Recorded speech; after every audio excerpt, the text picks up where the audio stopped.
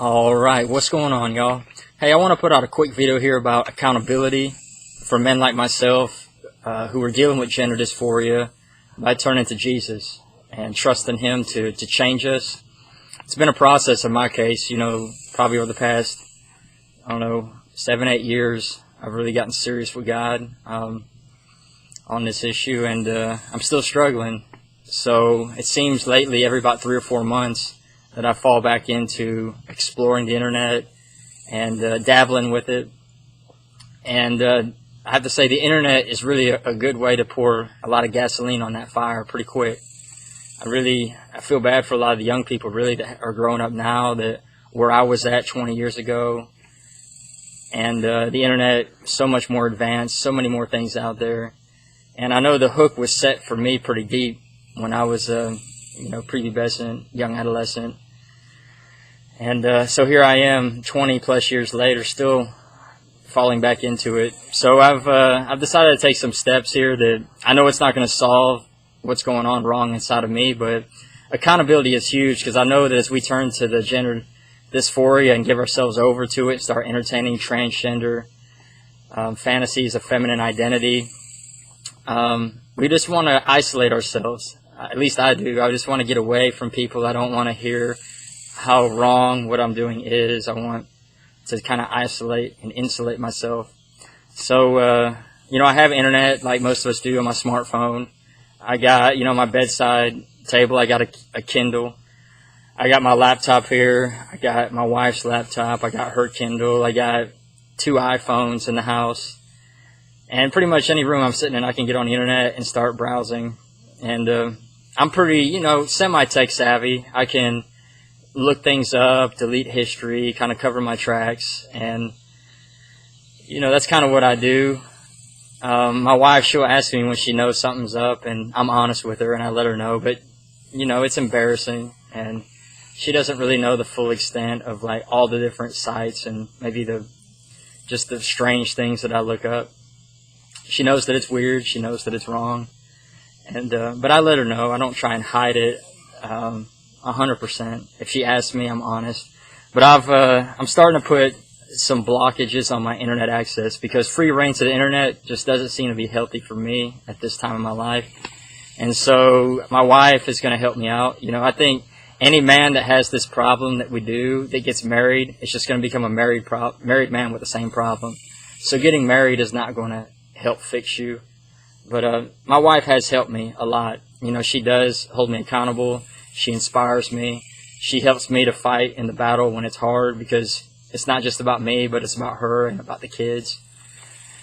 And so on my phone right now, I have no internet access. But some of these apps out there, I got I think it's a super app locker. There's different app locking apps out there. But basically, it's password protected my internet, the app store, any different way that I could go through Google, through search, through any way that I could somehow get on the internet, somehow install another browser, somehow my phone, I can't do it with this app locker unless my wife puts in the code.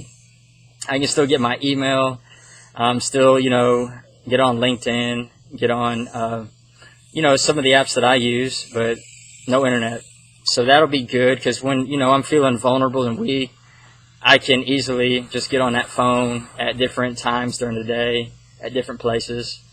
On the Kindle next to my bed, I read the Bible usually on it, and there's an experimental browser on there. So through parental controls, my wife, I just let her be the custodian of passwords. She's got a password I don't know.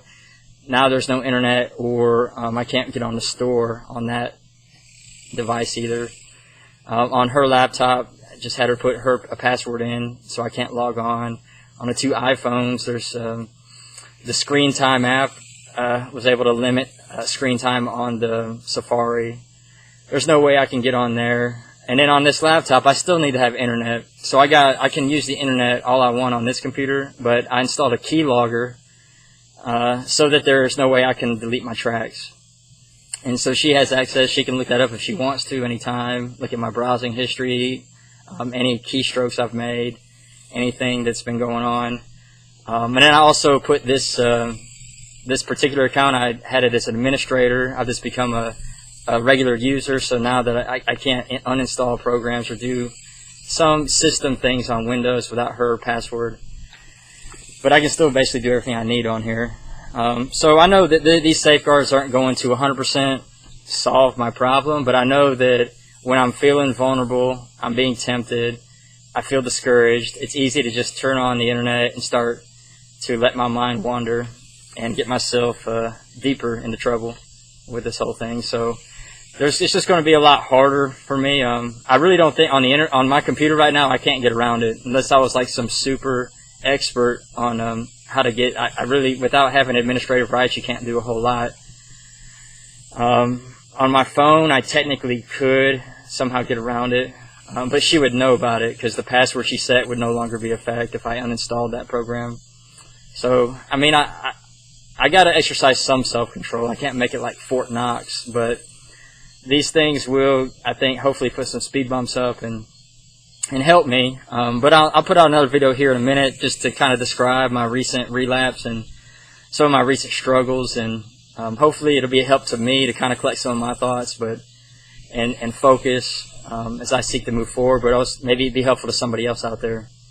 But I encourage you, men out there, if you have a wife, if you have a close friend, some way that you can get some accountability on the internet. There's probably a lot of other apps or services. A lot of the services are paid if you want to pay to have email reporting. And, you know, I like this keylogger program because I could buy the license and I don't have to buy a yearly subscription.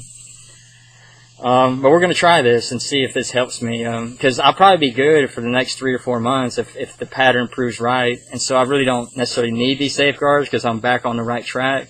But let's say 3 or 4 months from now, what am I going to do? So I'm trying to get some things put into place so that it's a lot harder for me to do that. All right. Hope this is helpful. God bless y'all. Bye-bye.